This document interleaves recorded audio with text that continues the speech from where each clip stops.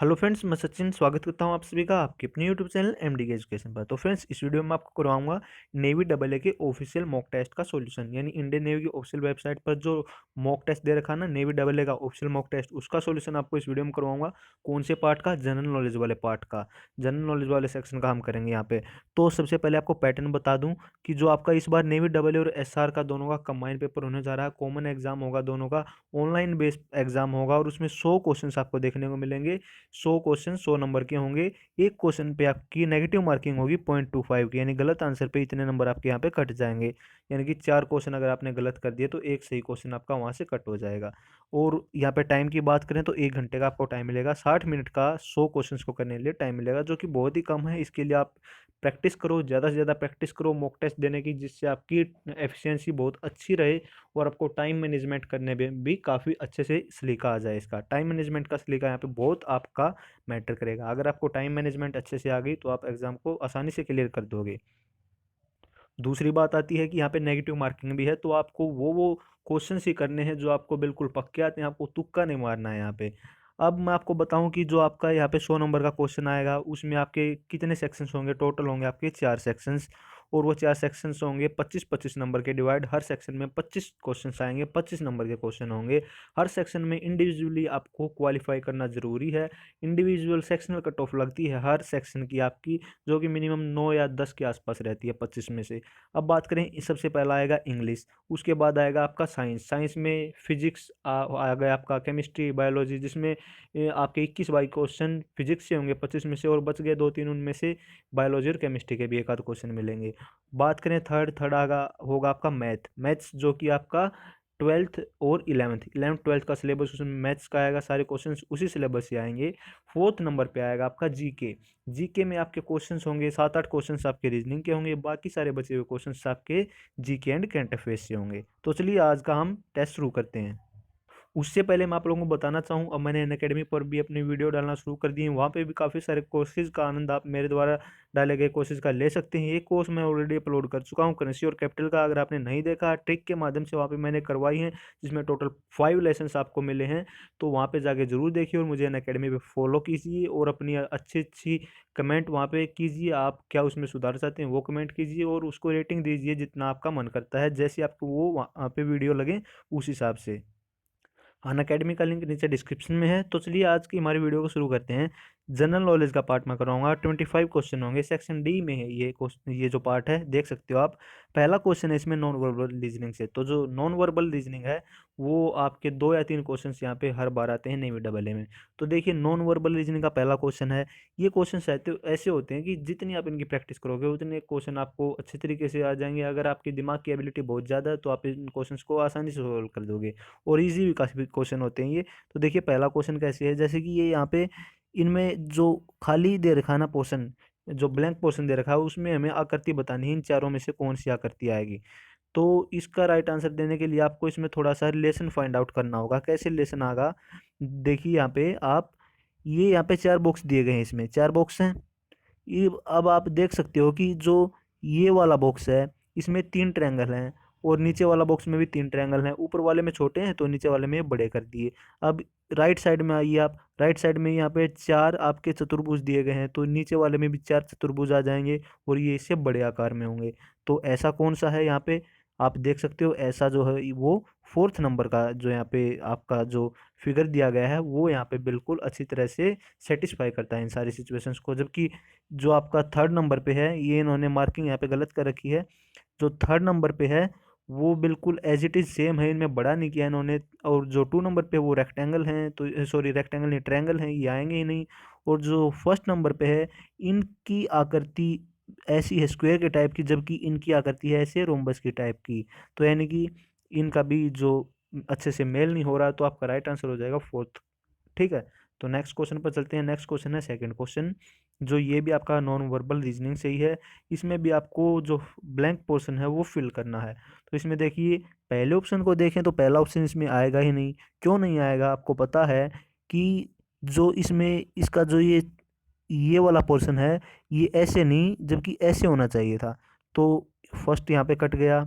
ऐसे ही आपका 2, 3 और 4 की बात करें तो इनमें से देखिए, अब आप अब 2, 3 और 4 में से ये 4 भी यहाँ पे कट जाएगा। क्यों कट जाएगा 4?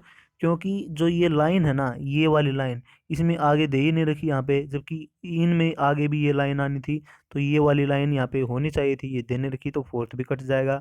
अब बात करें यहाँ पे थर्ड की, थर्ड और सेकंड की, इनमें से कौन सा आएगा? अब देखिए आप, यहाँ पे सेकंड भी कट जाएगा। सेकंड क्यों कट जाएगा? क्योंकि इसमें जो ये चंद्रकार आपकी आकृति दे रखी है, इसके अंदर भी ऐसे लाइन आनी है, तो जबकि इसमें यहाँ पे लाइन दे नहीं रखी है इन्होंने, तो ऐसे ही आपका ये क्वेश्चन भी, ये आंसर भी यहाँ पे एलिमिनेट हो गया। बच गया है कौन सा? थर्ड। तो ये वाला आपका राइट आंसर होगा। एक बार और मैं इसको हाईलाइट कर देता हूँ, ये आपका राइट आंसर हो जाएगा यहाँ पे, बिल्कुल सही। तो नेक्स्ट क्वेश्चन की बात करें, थर्ड क्वेश्चन, सवारी का संबंध घोड़े से है जैसे धुएं का संबंध है। जिस प्रकार सवारी का संबंध घोड़े से है, धुएं का संबंध हमें बताना है। तो सवारी घोड़े पर बैठकर जाती है तो धुआं कहाँ से निकल कर जाता है? चिमनी में से निकल कर जाता है। ऑप्शन ए इसका राइट आंसर हो जाएगा। नेक्स्ट क्वेश्चन है, अपव्यय का संबंध धन से है जैसे व्यय का संबंध है। अपव्यय का संबंध धन से है, तो उसी प्रकार व्यय का संबंध किससे हो जाएगा? व्यय का संबंध हो जाएगा ऐसे ही वित्त से, सॉरी वित्त नहीं, व्यय का संबंध हो जाएगा बचत से। अपव्यय का धन से और व्यय का संबंध बचत से। नेक्स्ट क्वेश्चन है फिफ्थ क्वेश्चन, रवि अमित के भाई का बेटा है, अमित का रवि से क्या संबंध है? तो ये क्वेश्चन बहुत आसान होते हैं, इनकी ट्रिक मैंने आपको बताई कि ये एक ही ट्रिक है इनकी, अपने ऊपर अज्यूम करके चलो इनको, ठीक है। तो इन्होंने कह रखा है रवि अमित के बेटे का भाई है, तो ये तो इसमें तो अज्यूम करने वाली भी बात नहीं, इसकी भी जरूरत नहीं है, तो वैसे ही देखते ही पता चल रहा है कि अमित, जो रवि है वो अमित के बेटे का भाई है, यानी अमित के बेटे का भाई है। अमित का जो पिता, अमित यहाँ पे पिता है, और अमित के बेटे का जो भाई है वो भी अमित का बेटा ही तो होगा, यानी रवि भी अमित का बेटा है, तो अमित का रवि से क्या संबंध है? अमित हो गया रवि का पिता, तो पिता यहाँ पे राइट आंसर हो जाएगा। नेक्स्ट क्वेश्चन है सिक्स्थ क्वेश्चन, चेयर को इस कोड में लिखा जाता है। चेयर का कोड ये लिख दिया इन्होंने, तो रेड का कोड क्या होगा? यहाँ पे रेड का कोड क्या होगा ये बताना हमें। तो देखिए, अगर आपको यहाँ पे अल्फ़ाबेट की नंबरिंग अच्छे से आती है तो इन क्वेश्चंस को करने में आपको थोड़ा सा भी टाइम नहीं लगेगा, बिल्कुल चुटकी बजाती है क्वेश्चन आपके सोल्व हो जाएंगे। तो अगर आपको अल्फ़ाबेट की नंबरिंग आती है तो अच्छी बात है, अगर नहीं आती तो आप कमेंट करके बता दीजिए। मैं बहुत ही अच्छी ट्रिक आपको बताऊंगा उनको याद करने की, जिससे मैंने ये सभी याद किए हैं। अब अगर आप मुझे पूछ लो कि ओ किस नंबर पे आता है, के किस नंबर पे आता है, एस किस नंबर पे आता है, तो मैं फटाक से बता दूंगा 1 सेकंड में कि हाँ, के 11 नंबर पे आता है, एस 19 नंबर पे आता है, टी 20 नंबर पे आता है, डब्ल्यू 23 नंबर पे आता है। तो ऐसे ही आप भी याद कर सकते हो। अगर आपको नहीं याद है तो आप कमेंट करके बताना, वो वीडियो भी मैं आपके लिए कल ही ला दूंगा। तो कमेंट करके बता दीजिए अगर आपको नहीं आती हैं तो। अब बात करें तो ये क्वेश्चन सोल्व कैसे होगा। अब देखिए, चेयर, चेयर में सबसे पहले आता है सी, सी की वैल्यू 3, एच की वैल्यू है 8, ए की वैल्यू है 1, आई की वैल्यू 9 और आर की वैल्यू 18। चेयर को किस कोड में लिखा है इन्होंने? 3, एफ यानी कि 6, के यानी कि 11, डी यानी कि 4, एल यानी कि 12 और यू यानी कि 21। तो देखिए 3 6, 3 का गैप, 3 जोड़ दिए इन्होंने, 8 और 3 11, ठीक है, 8 और 3 11, 1 और 3 4, 9 और 3 12 और 18 और 3 21, ऐसे इन्होंने 3 3 जोड़ दिया। आगे भी ऐसे ही जुड़ जाएगा। आर का मतलब 18 पे होता है आर, तो 3 जुड़ गया तो 21 यानी यू हो जाएगा। ए कितने नंबर पे आता है? 1 पे, तो इसमें 3 जोड़ेंगे तो 4 पे यानी कि डी हो जाएगा। आई यानी 9 नंबर पे आता है, 9 में 4 जोड़ेंगे 13, 13 यानी कि एम हो जाएगा, है। तो डी, डी यानी 4 पे आता है, तो इसमें 3 जोड़ेंगे तो 7 हो जाएगा, 7 पे यानी जी, तो यू डी एम जी हो जाएगा इसका right answer, U D M G, U D M G, sorry U D M G नहीं, एल जी होगा। मैं आई का यहाँ पे, आई आता है 9 नंबर पे, आई आता है 9 नंबर पे, मैं इसमें 4 जोड़ गया, सॉरी इसमें 3 जुड़ता था, तो 9 और 3 12 हो गया, 12 नंबर पे आता है एल, तो L U D L G हो जाएगा ऐसे, यानी कि आपका राइट आंसर होगा option D, U D L G. Next question पर चलेंगे, सेवन्थ क्वेश्चन। सेवन्थ क्वेश्चन आपका दे रखा है, यदि C O N D E M N condemn का कोड ऐसे दिया गया है, कंडेम का कोड ये दिया गया है, तो टीचर का कोड क्या होगा? तो अब देखिए, इसमें इन्होंने क्या ट्रिक लगाई है, क्या इन्होंने पैटर्न लगाया है। कंडेम का कोड इन्होंने ये लिखा, तो सी का सी तो इन्होंने एज इट इज लिख दिया। मैं थोड़ा जूम कर देता हूँ इसको, जो सी है वो तो इन्होंने एज इट इज लिख दिया। अब जो ओन है, ओन आता है यहाँ पे, ओन को इन्होंने बदल दिया, ओ की जगह एन कर दिया, एन की जगह ओ कर दिया, तो इसको इन्होंने पलट दिया, रिवर्स कर दिया। अब डी भी इन्होंने एज इट इज लिखा, और N B as it is लिखा, डी और एन एज इट इज़ लिखा, और जो ई एम है उसको फिर रिवर्स कर दिया, ई एम को कर दिया एम ई। ऐसे ही आपको नेक्स्ट में करना है। नेक्स्ट दिया गया है आपको टीचर, तो टीचर में देखिए आप, टीचर में आप क्या करोगे, ऐसे ही बिल्कुल टी शुरू में इन्होंने सी सेम लिया था तो आप टी भी यहाँ पे सेम ही लोगे। अब इन्होंने ओ एन को बदल दिया तो आप ए और ई को बदल दो, ठीक है। अब इन्होंने C as it is D as it is लिखा था तो आप यहाँ पे सी को एज इट इज लिखोगे, सी लिख दिया। अब इन्होंने ई एम को बदल दिया था तो आप एच और ई को बदल दो तो ई एच हो गया। अब इन्होंने लास्ट वाले एन को सेम लिख दिया था तो आप लास्ट वाले आर को सेम लिख दो, तो आपका ये कोड हो जाएगा। अब देखिए ये किस ऑप्शन में आता है, T A E C E H R, तो ये भी इसका राइट आंसर नहीं है, ये भी नहीं है, टी ए ई सी आप याद रखना, सी भी नहीं है, तो इसका राइट आंसर हो जाएगा यहाँ पे fourth, T A E C E H R, तो यहाँ पे राइट आंसर डी हो जाएगा इस प्रकार से। नेक्स्ट क्वेश्चन पर चलते हैं। नेक्स्ट क्वेश्चन है आपका 8वां क्वेश्चन, या 7 क्वेश्चन ही यहाँ पे बस रीजनिंग के दिए गए थे। आगे आपका एक आ गया कौन सा क्वेश्चन, ये रीजनिंग का क्वेश्चन ही है, ये है आपका जीके का क्वेश्चन। उस फिल्म का नाम बताइए जिसका चुनाव भाषा की क्या है, जिसका चुनाव भाषा में इन्होंने फिर गलत यहाँ पे दे रखा है, जिसका चुनाव भाषा में सर्वश्रेष्ठ विदेशी 2016वें अकादमी या ऑस्कर पुरस्कार 88 कैटेगरी में भारत की औपचारिक प्रविष्टि के लिए किया गया। इंग्लिश में पढ़ते हैं, यहाँ पे थोड़ा सा इन्होंने गलत हिंदी दे रखी है। Name the film which has been selected as India's officially entry to the best foreign language category of the 88 academy और ऑस्कर अवार्ड्स 2016। तो ये आपका करंट अफेयर्स से क्वेश्चन है। तो करंट अफेयर्स से क्वेश्चंस देख लीजिए आप, यहाँ पे आते हैं। तो इस क्वेश्चन का आप राइट आंसर मेरे को बताना कि 8th क्वेश्चन का राइट आंसर क्या होगा। नेक्स्ट क्वेश्चन का मैं आपको बताता हूँ, क्रिकेट एसोसिएशन ऑफ बंगाल का नया अध्यक्ष किसे चुना गया है। जो हाल फिलहाल में ये जो आपका है ना, जो इन्होंने ऑफिशियल पेपर दे रखा है, ये 2-3 साल पुराना है। तो हाल फिलहाल में जो क्रिकेट एसोसिएशन ऑफ बंगाल है उसका अध्यक्ष किसे चुना गया है, उसके अध्यक्ष हैं हाल फिलहाल में सौरव गांगुली। सौरव गांगुली हाल फिलहाल में इसके अध्यक्ष हैं। 9 का ए ऑप्शन हो जाएगा। ये भी आपका करंट अफेयर्स से ही क्वेश्चन मानो आप, करंट अफेयर्स से ये भी। नेक्स्ट है, मुजफ्फरनगर के दंगों में किस कमीशन ने अपनी रिपोर्ट जमा की। तो मुजफ्फरनगर के जो दंगे हुए थे उसमें सहाय कमीशन ने अपनी रिपोर्ट जमा की थी, सहाय कमीशन। तो इसका राइट आंसर हो जाएगा ऑप्शन बी। नेक्स्ट क्वेश्चन है, मणिपुर की राजधानी क्या है। आप देख लीजिए, जो राज्यों की राजधानी है वो काफ़ी इंपॉर्टेंट है और वो काफ़ी आसान तो होती ही है। मणिपुर की राजधानी है इम्फाल, इम्फाल है मणिपुर की राजधानी। नेक्स्ट, किस क्षेत्र में तटीय क्षेत्र सबसे सीमित हैं। तो इनमें से बताना है कि इसमें तटीय क्षेत्र सबसे सीमित किसमें है, यानी सबसे कम किसमें है। लीस्ट कोस्टल एरिया किसका है, सबसे कम तटीय क्षेत्र किसमें है। तो आपको पता है केरल, कर्नाटक और तमिलनाडु और गोवा में से किसके सबसे कम है। गोवा सबसे छोटा राज्य है इनमें, तो गोवा का तटीय क्षेत्र सबसे छोटा है। तो ए ऑप्शन इसका राइट आंसर हो गया, A option Goa. Next question है, किसे बीबीसी स्पोर्ट्स पर्सनैलिटी 2015 के खिताब से सम्मानित किया गया। तो बीबीसी पर्सनैलिटी 2015 के खिताब से सम्मानित किसे किया गया था, ये किया गया था एली दाउनी को, यानी ऑप्शन सी यहाँ पे राइट आंसर हो जाएगा, एली दाउनी। तो देखिए यहाँ पे करंट अफेयर्स के अब तक 3 क्वेश्चन आ चुके हैं। नेक्स्ट क्वेश्चन है, म्यांमार के नए राष्ट्रपति कौन है। तो ये भी करंट अफेयर्स का क्वेश्चन, 4 क्वेश्चन हो गए। तो करंट अफेयर्स के क्वेश्चन काफ़ी इंपॉर्टेंट होते हैं, और करंट अफेयर्स के क्वेश्चन के लिए मैं आपकी सीरीज चला रखी है मैंने, जिसमें मैंने 3 वीडियो आपकी करंट अफेयर्स से करा दी हैं। उसके अलावा 2-3 वीडियो और कराई है, इंपॉर्टेंट पुरस्कार, इंपॉर्टेंट बुक्स एंड राइटर्स, उनसे रिलेट करके। तो आप क्या कीजिए, चैनल की प्लेलिस्ट में जाइए, अभी आप देख रहे हैं चैनल का आपको आइकन दिख रहा होगा एमडी के एजुकेशन का, उस पर क्लिक कीजिए।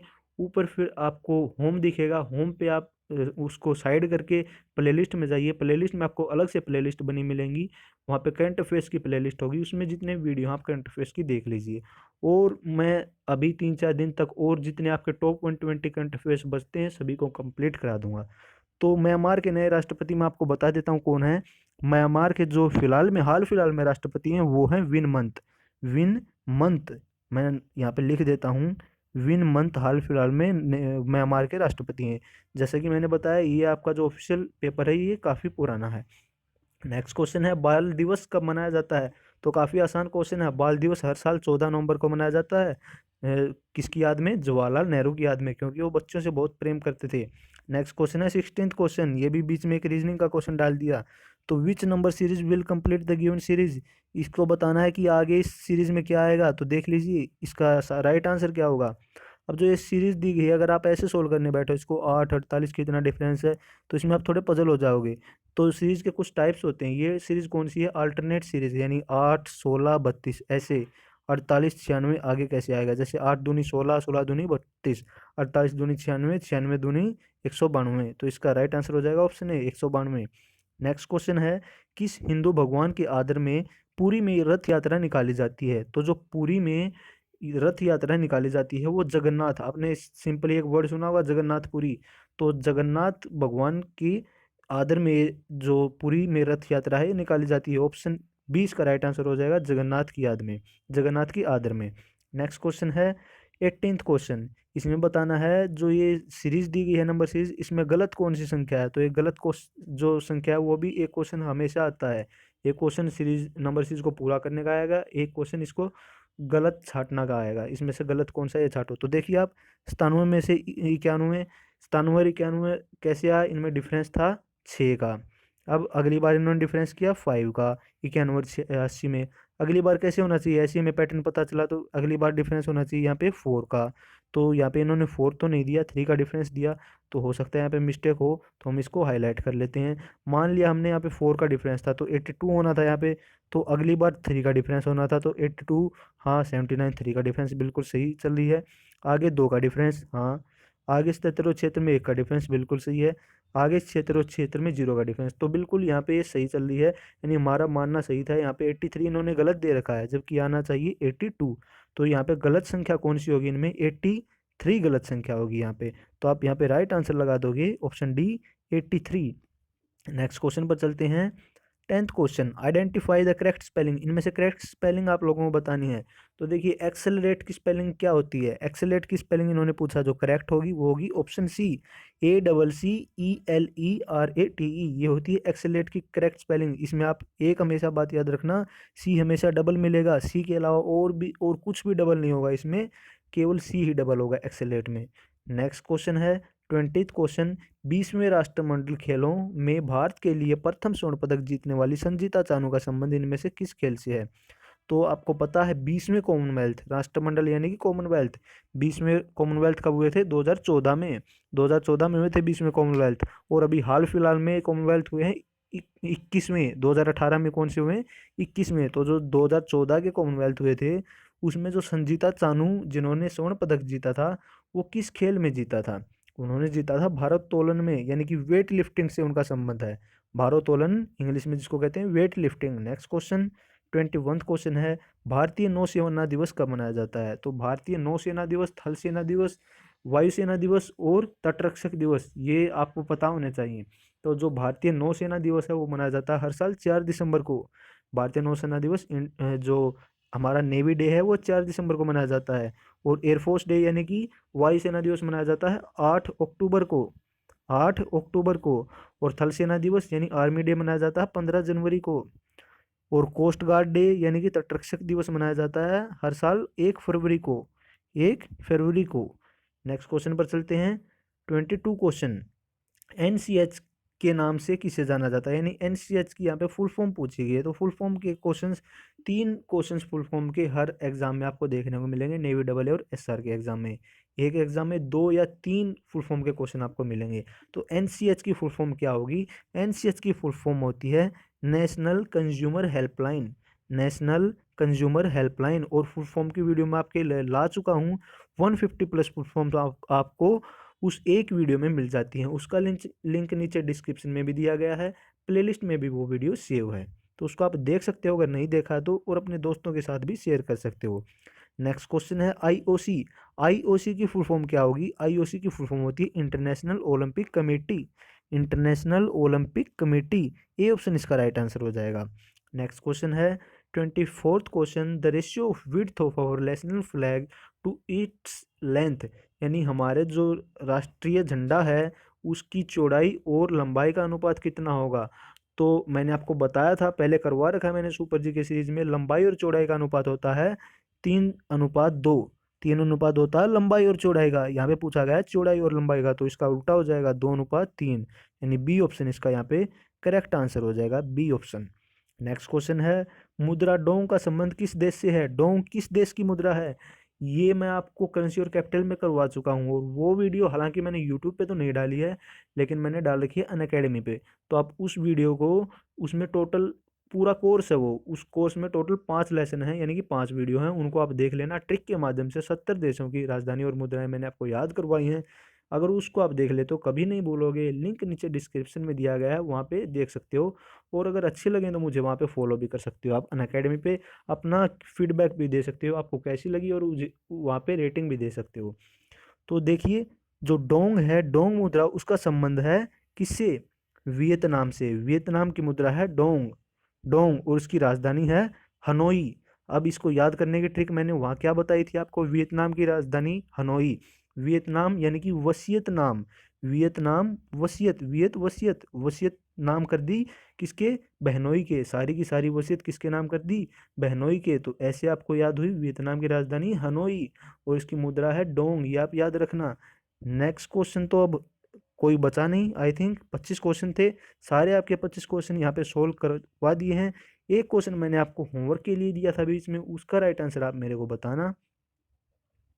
और उम्मीद करता हूँ आपको वीडियो काफ़ी अच्छी लगी होगी। वाकई में दिल से अच्छी लगती है तो वीडियो को लाइक कीजिए और शेयर कीजिए अपने दोस्तों के साथ ज़्यादा से ज़्यादा। और अगर फ्यूचर में ऐसी वीडियो पाना चाहते हैं तो अभी चैनल को सब्सक्राइब करके बेल आइकन को प्रेस कर लेना, जिससे कि आने वाली हर वीडियो की नोटिफिकेशन आपको तुरंत मिल जाए, कोई भी वीडियो आपसे मिस ना हो। तो ओके फ्रेंड्स, इतना ही कहना था। नेक्स्ट जो वीडियो किस टॉपिक पे आनी चाहिए, उसके लिए टॉपिक सजेस्ट कीजिए, कमेंट सेक्शन में बताइए किस टॉपिक के लिए आपके लिए नेक्स्ट वीडियो डालूं। ओके, फिर मिलता हूँ आपसे नेक्स्ट वीडियो में। जय हिंद, जय भारत।